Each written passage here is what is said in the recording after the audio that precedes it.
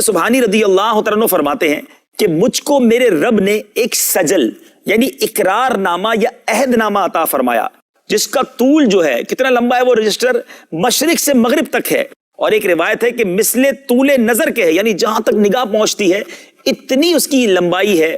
اس میں میرے سلسلے والوں کے نام لکھے ہیں اور لکھا ہے کہ یہ سب بخشے گئے۔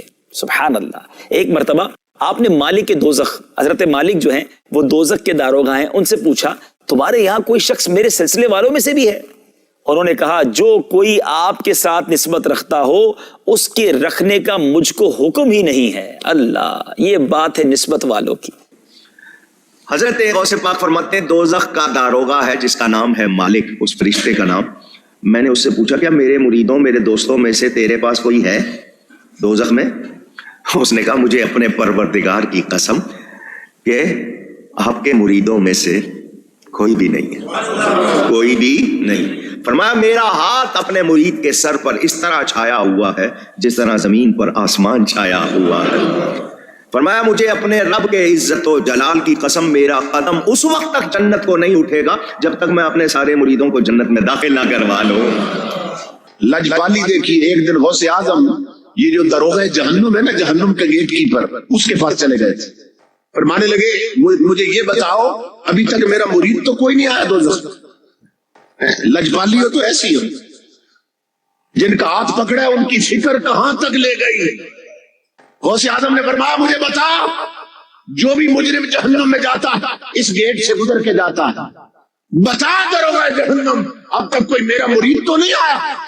اس نے کہا حضرت اللہ کی عزت کی قسم اب تک تو کوئی نہیں آیا۔ فرمایا مجھے بھی اللہ کی عزت کی قسم قیامت تک آنے بھی نہیں دوں گا۔ کتنی رکت انگیز حدیث ہے وہ بخاری مسلم کی حدیث شفاعت، جس میں نبی علیہ السلام شفاعت کریں گے اور آپ اللہ تعالیٰ سے اجازت طلب کریں گے، اللہ تعالیٰ آپ کے لیے تعداد مقرر کرے گا۔ بخاری مسلم میں آتا ہے کہ جب میں آخری دفعہ جہنم کی طرف جاؤں گا اپنے امتیوں کو جہنم سے نکالنے کے لیے اللہ تعالیٰ کے اذن سے، تو داروغہ جہنم سیدنا مالک علیہ السلام کہیں گے کہ یا رسول اللہ اب آپ کا کوئی امتی بھی جہنم میں نہیں ہے سوائے اس شخص کے کہ جسے قرآن نے روک رکھا ہے، اور وہ کبھی بھی اب جنت میں نہیں جا سکے گا جسے قرآن نے روک لیا۔ یعنی قرآن نے اگر روک لیا کسی کو جنت میں جانے سے تو نبی علیہ السلام اس کی شفاعت نہیں کر سکتے۔ اور قرآن نے کسے روکا ہے؟ انہ من یشرک باللہ فقد حرم اللہ علیہ الجنہ ومأواہ النار وما للظالمین من انصار۔ بے شک جس نے اللہ کے ساتھ شرک کیا اللہ نے اس پہ جنت حرام کر دی ہے، اس کا ٹھکانہ جہنم ہے اور وہاں اس کا کوئی مددگار نہیں ہوگا، حتیٰ کہ سید الاولین والآخرین، شفیع المذنبین، رحمت للعالمین، خاتم النبیین، سیدنا و مولانا امام اعظم محمد رسول اللہ صلی اللہ علیہ وآلہ وسلم بھی اس کے کچھ کام نہیں آئیں گے۔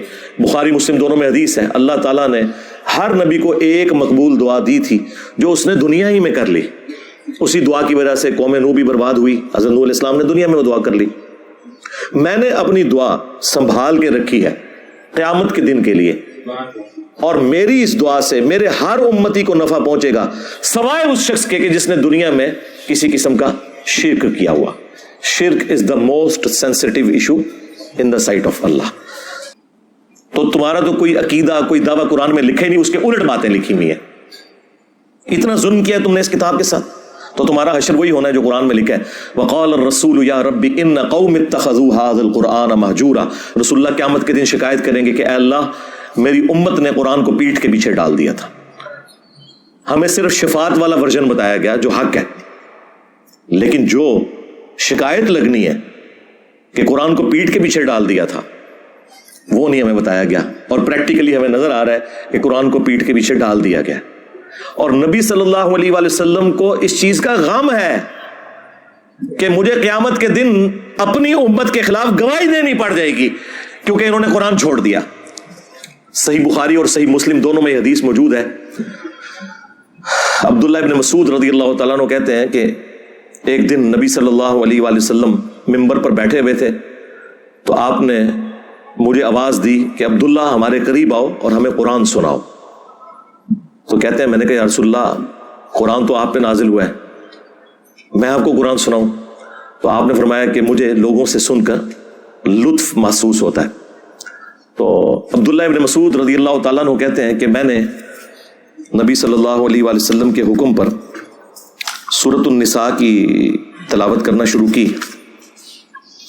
اور میں جب آیت نمبر 41 پہ پہنچا، آپ اندازہ کریں نبی صلی اللہ علیہ وآلہ وسلم نے آلموسٹ یہ 6 رکوع ہیں جو تلاوت سنی ہے. تو 41 نمبر آیت پہ جب میں پہنچا، فَكَيْفَ إِذَا جِئْنَا مِن كُلِّ أُمَّةٍ بِشَهِيدٍ، تو وہ کیا وقت ہوگا کہ جب ہم ہر امت میں سے ایک گواہ کو، یعنی وقت کے پیغمبر کو اٹھائیں گے. کس لیے؟ تاکہ وہ اہل ایمان کے حق میں گواہی دے اور جو ان کے مخالفین تھے ان کے خلاف گواہی دے. وَجِئْنَا بِكَ عَلَىٰ هَٰؤُلَاءِ شَهِيدًا، اور اے نبی ہم تمہیں گواہ اٹھائیں گے ان کے اوپر، ان مشرکین عرب کے اوپر جنہوں نے آپ کی مخالفت کی، ان کے خلاف گواہی دینے کے لیے آپ کو جب اٹھائیں گے.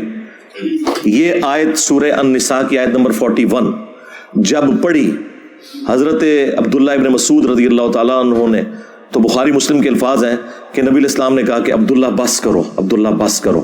وہ کہتے ہیں میں نے جب نگاہ اٹھا کے دیکھا تو نبی علیہ السلام کی مبارک آنکھوں سے آنسو روا تھے، آپ کی داڑھی تر ہو چکی تھی اس غم سے کہ مجھے اپنی امت کے خلاف، اپنی قوم کے خلاف قیامت کے دن گواہی دینی ہے قرآن چھوڑنے کے سبب.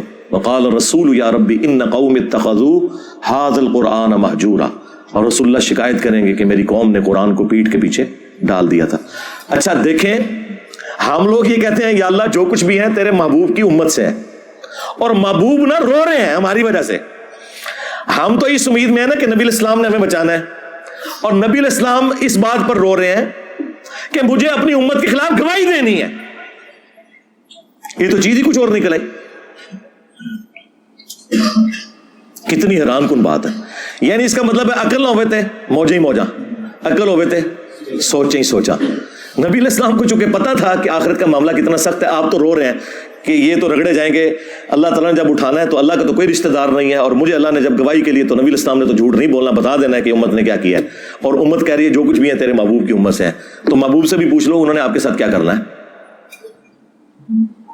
بخاری مسلم دونوں میں حدیث ہے، نبی علیہ السلام نے فرمایا کہ دیکھنا کہیں ایسا نہ ہو کہ قیامت کے دن کوئی شخص اپنی گردن پہ اپنا اونٹ اٹھائے ہوئے ہو اور وہ چیخ رہا ہو اغثنی یا رسول اللہ، یا رسول اللہ میری مدد کیجئے، میں تمہارے کچھ کام نہیں آؤں گا. میں نے دنیا میں تمہیں بتا دیا تھا اگر تم نے اونٹ کی زکوٰۃ نہیں ادا کی، اللہ کا حق ادا نہیں کیا، تو یہ اونٹ تمہاری گردن پہ سوار ہوگا جب تم قیامت کے دن مجھے پکارو گے نا اغثنی یا رسول اللہ. اور یہ میں آپ کو بتاؤں، یہ بریلویوں نے باقاعدہ بیج بنایا ہوا تھا، یہ میں نے میٹرک میں یہاں لگایا ہوتا تھا اغثنی یا رسول اللہ، اور یہ پتہ ہی نہیں تھا کہ اغثنی یا رسول اللہ کا جواب آگے سے کیا آنا ہے.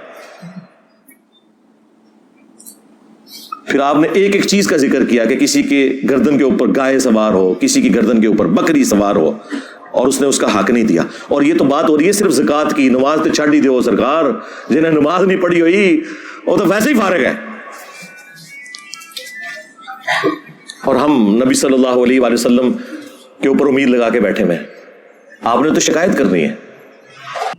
تو مرنے سے پہلے اے مسلمان کر لے اس پہ غور. کتابوں کا خدا اور ہے، بابوں کا خدا اور.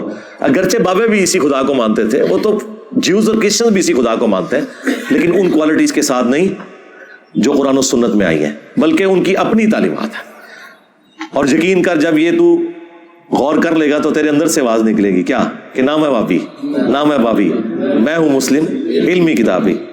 اور اگر یہ نعرہ ہر جگہ سے بلند ہو کہ نام ہے بابی، نام ہے بابی، میں ہوں مسلم علمی کتابی، تو آپ دنیا میں چینج دیکھیں گے کہ انشاءاللہ